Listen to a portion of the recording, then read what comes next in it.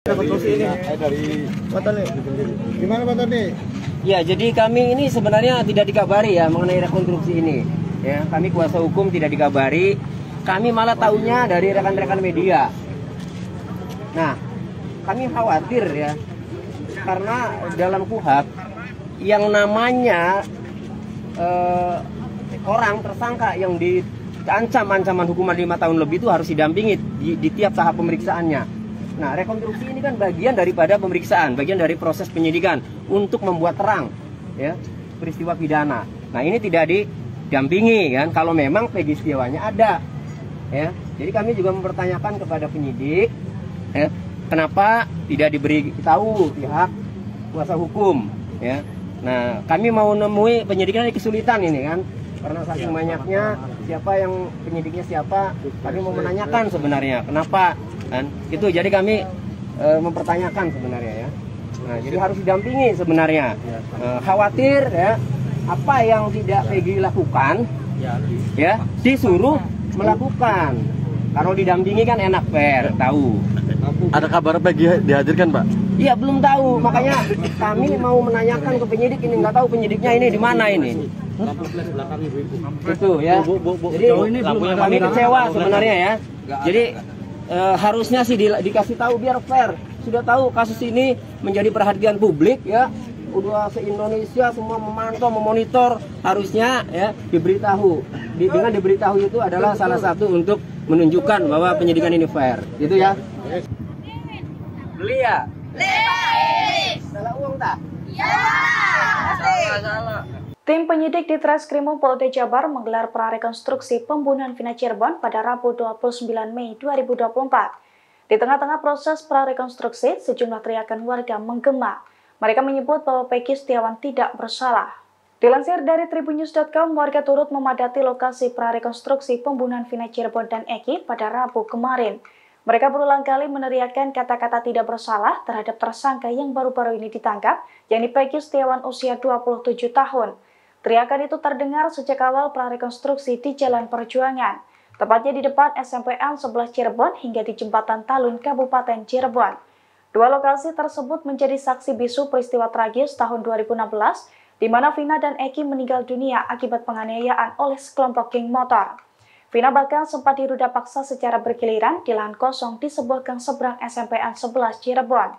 Sorakan Peggy tidak bersalah semakin menguat ketika salah satu kuasa hukum Peggy, Tony RM, mempertanyakan kesalahan Peggy kepada warga yang hadir. Secara kompak warga menjawab bahwa Peggy tidak bersalah. Iya, warung nonton TV, Pak. Unggal menit. Jadi Peggy itu salah beli. Beli. Beli ya? Beli. Salah uang tak? Ya. Salah. Jadi masyarakat segini tuh cerdas ya Bu ya. Betul. Jadi saya update terus biar masyarakat tahu perkembangannya kan. Itu.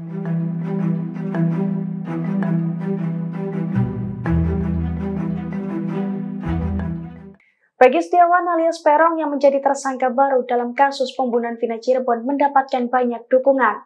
Sekira 64 pengacara kini telah mengajukan diri untuk mendampingi Peggy. Mereka juga berencana mengajukan penangguhan penahanan untuk Peggy.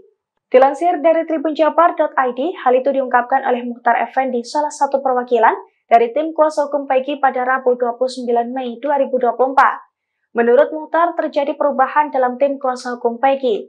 Hal itu karena adanya penambahan yang cukup besar dari penasihat hukum pendamping Peggy, di mana saat ini ada total 64 pengacara yang ingin menjadi kuasa hukum Peggy dari berbagai daerah di Jawa Barat.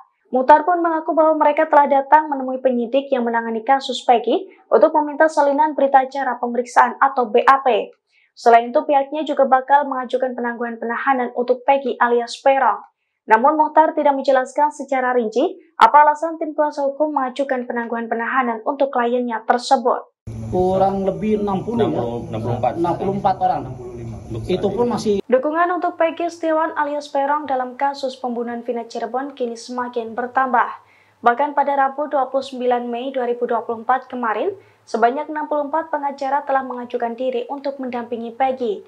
Angka ini pun diprediksi akan terus bertambah. Dilansir dari tribunjabar.id, hal itu diungkapkan oleh Mukhtar Effendi, salah satu perwakilan dari tim kuasa hukum Peggy pada Rabu 29 Mei 2024. Mukhtar mengatakan terjadi perubahan dalam tim kuasa hukum Peggy karena terdapat penambahan yang lumayan besar dari penasihat hukum. Menurutnya, saat ini total sudah ada 64 pengacara yang ingin menjadi kuasa hukum Peggy dari berbagai daerah di Jawa Barat. Ia pun memprediksi bahwa angka tersebut akan terus bertambah. Menurut Mukhtar, hal ini menunjukkan bahwa para pengacara peduli dengan kasus yang tengah berkembang. Sebelumnya, Polda Jabar menetapkan Peggy Setiawan alias Peron sebagai tersangka dalam kasus pembunuhan Vina Cirebon dan juga Rizky alias Eki di Cirebon pada tahun 2016. Peggy ditangkap di kawasan Ketapang, Kabupaten Bandung pada Selasa 21 Mei 2024 setelah menjadi buron hampir 8 tahun. Kita meminta salinan BAP. Nah, alhamdulillah secara permohonan kita sudah diterima, cuman untuk salinannya memang tidak bisa diberikan malam ini. Mungkin besok perwakilan dari kami beberapa orang saja datang ke Taki untuk meminta tanda tangan daripada calon klien kami. Setelah ditanda tangan maka resmilah dia menjadi menjadi klien kami. Kurang lebih 64 orang. Itu pun masih kemungkinan besar masih bertambah. Download Tribun X sekarang, menghadirkan lokal menjadi Indonesia.